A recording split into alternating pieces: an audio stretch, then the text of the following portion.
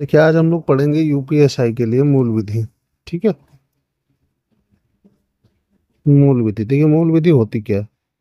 सबसे पहली बात, वो कानून जिसके तहत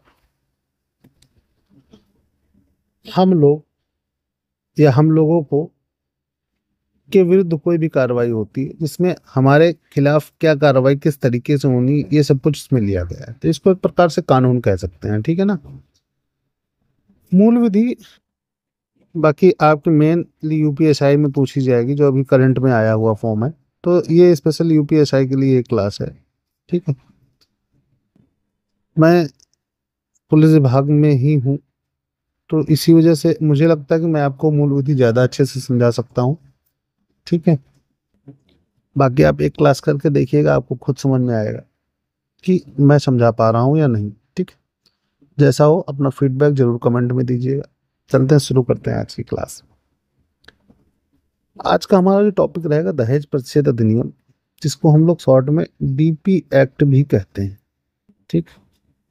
ये डीपी एक्ट 1961 में आया था। ठीक है। देखिए, 1959 में पहली बार ये लोकसभा में पेश किया गया, परंतु पारित नहीं हो पाया। ठीक। 1961 में पहले संयुक्त अधिवेशन में, जो भारत का पहला संयुक्त अधिवेशन 1961 में हुआ, उसके द्वारा इसको पास किया गया, जिसमें जिस समय पीएम थे जवाहरलाल नेहरू और प्रेसिडेंट थे राजेंद्र प्रसाद। इसमें कुल धाराएं 10 हैं और अध्याय 0 है। कुल मिला के इसमें भाग नहीं है, केवल धाराएं 10 हैं। ठीक। और छोटा सा टॉपिक है, बहुत अच्छे से मैं आपको समझा दूंगा। धारा 1 क्या है? संक्षिप्त नाम, विस्तार व प्रारंभ। संक्षिप्त नाम क्या है? डीपी एक्ट 1961, दहेज प्रतिषेध अधिनियम 1961। ठीक है। विस्तार इसका क्या होगा? संपूर्ण भारत होगा। प्रारंभ कब हुआ? देखिए, इसमें जो इसकी स्वीकृति दी है राष्ट्रपति ने। ठीक है। राष्ट्रपति ने जो स्वीकृति दी है वो 20 मई 1961 को दी है। 1 जुलाई 1961 से लागू हुआ है। ठीक। पहली धारा किसी भी अधिनियम के संक्षिप्त नाम, विस्तार और प्रारंभ ही होगी। ठीक है। धारा 2 है, इसमें अधिकतर परिभाषाएं आती हैं। इसमें दहेज की परिभाषा दी गई है। दहेज की परिभाषा क्या है? आप देखिए, कोई भी संपत्ति, बहुमूल्य प्रतिभूति, कोई भी संपत्ति या बहुमूल्य प्रतिभूति हो जो एक पक्ष के किसी भी व्यक्ति से दूसरे पक्ष के किसी भी व्यक्ति को दी गई है। ठीक है। इसमें ये जरूरी नहीं कि लड़की वाले की तरफ से लड़के वाले की दी गई हो, लड़के वाले की तरफ से लड़की वाले की दी, कुछ भी हो सकता है। ठीक है। ये भी जरूरी नहीं कि लड़की के माँ बाप ही दे। दहेज का मतलब होता है कोई भी मूल्यवान प्रतिभूति, वो लड़की या लड़का किसी भी पक्ष को किसी के भी द्वारा दिया जाए तो दहेज होगा। ठीक है। लेकिन इसमें एक अपवाद है, जो मैहर है। मैहर जो दहेज नहीं होता है, ये एक इस्लामिक कानून में शब्द है मैहर। ठीक है। इसमें क्या होता है, लड़का जो है वो लड़की के लिए सामान देता है, तो एक प्रकार से कहते हैं लड़का दहेज देता है लड़की को। ठीक है। तो ये इस धारा से अलग है, कुल मिला के इसका अपवाद है। मतलब मैहर जो है ये दहेज नहीं होता। ठीक है। मैहर क्या होता है? ये इस्लामिक कानून में इसका वो दिया गया है। ठीक है। इसकी परिभाषा दी गई है। मैहर कुल मिला के शॉर्ट में आपको बताऊं तो यही है कि एक लड़का एक लड़की को जो सामान देगा, एक लड़का पक्ष एक लड़की पक्ष को जो सामान देगा, वो मैहर होगा। ठीक है। इसमें एक इम्पोर्टेंट केस है, देखिए ये अच्छा क्वेश्चन आता है इससे। यूपीएससी में पिछली बार आ भी चुका है। हरविंद सिंह बनाम गुरुचरण कौर, 1889 केस। ठीक है। इसमें क्या है कि जब तक दहेज की मांग नहीं की जाएगी, मांग की पुष्टि नहीं होगी, तब तक दहेज नहीं होगा। दहेज प्रथा नहीं लगेगी, या एक्ट वहां कार्य नहीं करेगा जहां दहेज की मांग नहीं होती। अगर कोई अपने स्वेच्छा से अगर दहेज दे रहा है तो वो दहेज नहीं होता। ठीक। और प्रत्येक मांग एक अपराध होगी। कि अगर मान लो एक महिला की शादी हुई, ठीक है, एक महिला की शादी हुई, ये मैंने महिला मान ली। ठीक है। इसकी शादी हुई, ठीक, 2020 में। हम्म? अब 2021 में इससे एक बार दहेज मांगा गया कि अपने पापा से कहो गाड़ी लेके आए। ठीक है। गाड़ी लेके है ना। 2022 में कहा गया है कार लेके आए। ठीक। 2023 में कहा गया कि नहीं, एक प्लॉट खरीदे। ठीक। अब देखिए, अगर ये महिला चाहे तो 2021 में भी इनके खिलाफ दहेज प्रथा अधिनियम लिखवा सकती है, 2022 में भी लिखवा सकती है, 2023 में भी लिखवा सकती है। दहेज प्रथा जितनी बार भी दहेज की मांग की जाएगी उतनी बार लिखी जा चुकी। हर बार एक अलग अपराध होगा ये इस पॉइंट का कहने का मतलब है। इस केस में जो कहा गया, अगर मांग नहीं होगी तो वो दहेज प्रथा नहीं लगेगी। अगर मांग होगी, जितने बार मांग होगी उतने बार एक अपराध होगा। 2021 में मांगा गाड़ी, ठीक, ये एक अपराध हुआ। 2022 में मांगा कार, ये एक अपराध हुआ। 2023 में मांगा प्लॉट, ये एक अपराध हुआ। तो 3 मुकदमे इनके खिलाफ लिखे जाएंगे। ठीक है, ये रहा। अगला क्वेश्चन देखिए, धारा 3। धारा 2 हमने पहले ही, धारा क्या थी, संक्षिप्त नाम, परिभाषा, नहीं समझे, संक्षिप्त नाम और कब लागू हुआ, ठीक, और इसका विस्तार कहाँ तक। दूसरी थी परिभाषा, दहेज की परिभाषा। दहेज क्या है, कोई भी मूल्यवान प्रतिभूति जो एक पक्ष से दूसरे पक्ष को दी जाए, यही दहेज है। ठीक।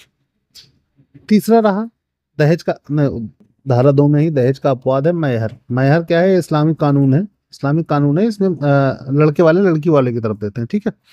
धारा 3 देखिए क्या, दहेज हेतु दंड है। दहेज लेने या देने पर कम से कम 5 वर्ष की जेल होगी और 15,000 का जुर्माना, या फिर जो दहेज की कीमत होगी वो जुर्माना होगा। ठीक, इन दोनों में कोई एक होगा। ठीक, और ये कंपलसरी। कम से कम 5 वर्ष तक का जेल, 15,000 की जुर्माना है, जो दहेज, इसमें जो ज्यादा होगा वही लिया जाएगा। ठीक है। धारा 4 देखिए, दहेज मांगने पर दंड। ये क्या था, दहेज हेतु, लेने या देने दोनों के लिए, ये मांगने के लिए। धारा 4 क्या है, मांगने पर है। मांगने पर 6 माह से 2 वर्ष तक का कारावास और 10,000 तक का जुर्माना है। ठीक है। और हाँ, एक चीज, दंड को शास्ति भी कहते हैं। ठीक है, तो जरूरी नहीं हर जगह दंड ही मिले, शास्ति भी कह सकते हैं। ठीक, इसमें सजा और वो आता है, ये ध्यान रखिएगा। धारा 4 का क्या है, दहेज संबंधी विज्ञापन प्रतिबंध।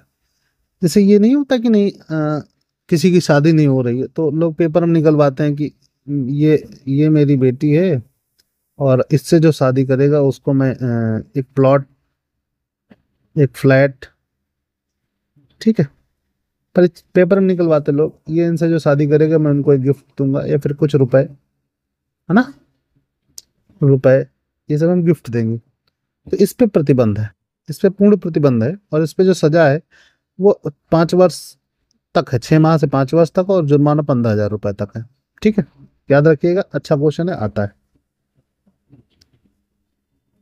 ठीक है, अगला क्वेश्चन देखिए। धारा 5, दहेज के प्रति एक किए गए वादे शून्य होंगे। अब देखो ये क्या होता है, दहेज के प्रति किए गए वादे। दहेज के प्रति किए गए जो वादे होते हैं, जैसे मान लो ये लड़का है, ठीक है, और ये लड़की। लड़का ने जब लड़की शादी की तो लड़की घर वालों ने कहा कि तुम मेरी लड़की शादी कर लो, मैं तुम्हें नौकरी लगवा दूंगा। ठीक, नौकरी लगवा दूंगा। ठीक, लेकिन क्या हुआ, शादी हो गई, उसके बाद इन्हें नौकरी नहीं लगवाई। अब ये लड़का पुलिस के पास जाएगा। ठीक, वहां बताएगा कि इस लड़की ने, हाँ, मुझसे शादी करने के लिए वादा किया था कि तुमको नौकरी दिलवा देंगे, लड़की घर वालों ने, लेकिन हमको नौकरी नहीं दिलवाई। धारा 5 में वही कहा गया है कि अगर ऐसे कोई वादे होंगे तो वो शून्य माने जाएंगे, बस। तो आप, ये जो इसमें लड़का है, ये पुलिस में कंप्लेंट नहीं कर सकता कि इनने कहा था मेरी नौकरी लगवा देंगे, लेकिन नौकरी नहीं लगवाई इनने। ठीक है, ये है धारा 5। धारा 6 देखिए, दहेज का पत्नी या उसके वारिसों के लिए फायदे। सीधी सी बात है, दहेज जो भी होगा वो पत्नी का होगा या फिर उसके बच्चों का होगा। इसमें 3 कंडीशन बनती हैं। विवाह के पहले अगर दहेज दिया गया हो तो विवाह के 3 माह में, 3 माह के भीतर भीतर हो जानी चाहिए पत्नी के नाम हस्तांतरित। ठीक है, विवाह के समय दिया गया हो तो 3 माह के बाद हो जानी चाहिए पत्नी के नाम हस्तांतरित। अगर 18 से कम उम्र रही हो महिला की, उसकी शादी हो गई हो, तो 18 के होने पर 3 माह में पत्नी के नाम हस्तांतरित होने जाने चाहिए। ठीक है, अगर ऐसा नहीं करते हैं तो इसी में सजा का भी प्रावधान है। 6 से 2 वर्ष के लिए सजा और 5 से 10,000 तक का जुर्माना है। ठीक है, इसमें एक चीज और पॉइंट है, नोट कर लीजिएगा, इंपॉर्टेंट है ये, कि दहेज पर अधिकार पत्नी और उसके बच्चों का होगा, पति का नहीं होगा। ठीक है। धारा 7 है अपराधों का संज्ञान। अपराधों का संज्ञान कौन ले सकता है, 2 लोग ले सकते हैं, महानगर मजिस्ट्रेट या प्रथम वर्ग न्यायिक मजिस्ट्रेट। ठीक है, और इसकी अपील कौन कर सकता है, कोई भी कर सकता है। अपील कोई भी कर सकता है। तो मान लो इसमें ये महिला पीड़ित है, ठीक है, तो ये भी कर सकती है, इसका कोई रिश्तेदार होगा, रिश्तेदार भी कर सकता है। ठीक, पड़ोसी कर सकता है, काफी सारे एनजीओज हैं वो कर सकते हैं। ठीक है, कोई भी कर सकता है, कुल मिला के शिकायत कोई भी कर सकता है, कार्रवाई पुलिस रिपोर्ट के आधार पर होगी। जो यहाँ से कंप्लेंट मिलेगी, अपील जब होगी तो जो कंप्लेंट मिलेगी, कंप्लेंट के आधार पर पुलिस अपनी रिपोर्ट बनाएगी, वो रिपोर्ट माननीय न्यायालय भेजेगी, वहां मजिस्ट्रेट साहब अपना कार्रवाई करेंगे। ठीक है। धारा 8 देखिए, अपराध की प्रवृत्ति। अपराध की प्रवृत्ति ये संज्ञेय अपराध है और अशमनीय है। संज्ञेय अपराध का मतलब होता है कि 3 साल से ऊपर की सजा, बिना वारंट इसमें गिरफ्तारी हो सकती है और गैर जमानती होता है। ठीक है। नॉन कॉग्निजेबल नहीं, कॉग्निजेबल, कॉग्निजेबल। ठीक है। हाँ, संज्ञेय अपराध होता है 3 साल से ऊपर, इसमें जमानत नहीं हो सकती और गैर वारंट, बिना वारंट के पुलिस आपको गिरफ्तार कर सकती। अशमनीय का मतलब होता है कि इसमें समझौता नहीं हो सकता। ठीक है। बल्कि रियल लाइफ में बहुत समझौते होते हैं। अभी आप जब सब इंस्पेक्टर बन जाएंगे, उसके बाद जब विभाग में आएंगे तो आप देखेंगे कितने समझौते होते हैं। ठीक है। ये सब चीजें केवल पढ़ने और उसकी बातें हैं, पेपर में आएगा तो इसीलिए हमें पढ़ना पड़ रहा है। ठीक है। मैं उसी विभाग में नौकरी कर रहा हूँ, मैं जान रहा हूँ कि क्या है क्या नहीं। ठीक है। तो अगला क्वेश्चन है, अगला धारा है 8A। 8A क्या है? सबूत का भार। सबूत का भार का सीधा सा मतलब है जो आरोपी होगा, आरोपी अपने आप को दोष मुक्त करने के लिए साक्ष्य प्रस्तुत करेगा। देखिए, आरोपी की जिम्मेदारी है कि वह स्वयं को दोष मुक्त होने का सबूत दे।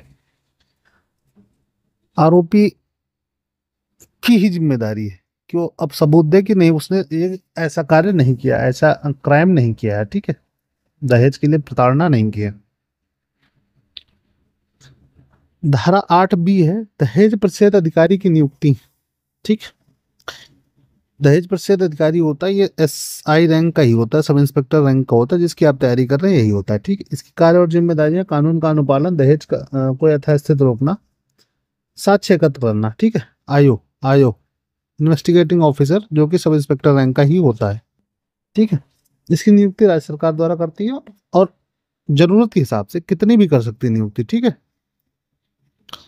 अब देखिए, अगला धारा है, केंद्र सरकार इस पे नियम बना सकती है। धारा 10 है, राज्य सरकार इस पे नियम बना सकती है। तो कुल 10 धाराएं थी, हमने 10 की 10 कंप्लीट कर ली। ठीक है। बाकी हर जो हमारा एक्ट है, ठीक है, मेजर एक्ट जो भी है जो हमारे पेपर में आएंगे, ठीक है, सारे से रिलेटेड मैं एक वीडियो बना दूंगा। ठीक। उसके बाद मैं इनकी प्रैक्टिस करेंगे हम लोग मिलके। ठीक है। प्रैक्टिस भी हम लोग करेंगे और जितने भी प्रीवियस ईयर क्वेश्चन आए हुए हैं सारे हम लोग इसमें मैनेज करेंगे। ठीक है।